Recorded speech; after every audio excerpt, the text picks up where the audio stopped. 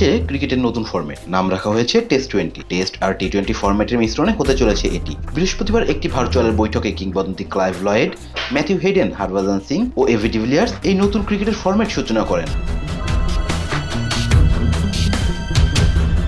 2026 সালের জানুয়ারি মাসে শুরু হবে প্রথম মৌসুম। জুনিয়র টেস্ট-20 চ্যাম্পিয়নশিপে নামে শুরু হবে এটি। প্রথম মৌসুম হবে 13 থেকে 19 বছর বয়সী ক্রিকেটারদের নিয়ে। নতুন ফরম্যাটে মোট 80 ওভারের খেলা হবে। প্রতি ইনিংসে হবে 20 ওভারের। এক ইনিংসের রান আর এক ইনিংসের সঙ্গে যুক্ত হবে টেস্ট ক্রিকেটের মতো। প্রতি দলই 2 বার করে ব্যাট করতে পারবে। পুরো ম্যাচই শেষ হবে একদিনে। প্রতি দল 16 জন স্কোয়াড নিয়ে তৈরি করতে পারবে। প্রতিটি ফ্র্যাঞ্চাইজিতে 8 জন ভারতীয়, 8 জন বিদেশি ক্রিকেটার রাখতে হবে। প্রথম মৌসুমে থাকছেন 6টি ফ্র্যাঞ্চাইজি, 3টি ভারতের জন্য আর 3টি অন্য দেশের। টেস্ট-20 প্রসঙ্গে এবি ডিভিলিয়ার্স বলেন, এটি খেলোয়াড় ও দর্শকদের জন্য স্বপ্নের সূচনা। হেডেনের মতে এটি এক প্রজন্মের সঙ্গে আরেক প্রজন্মের সেতুবন্ধন তৈরি করেছে।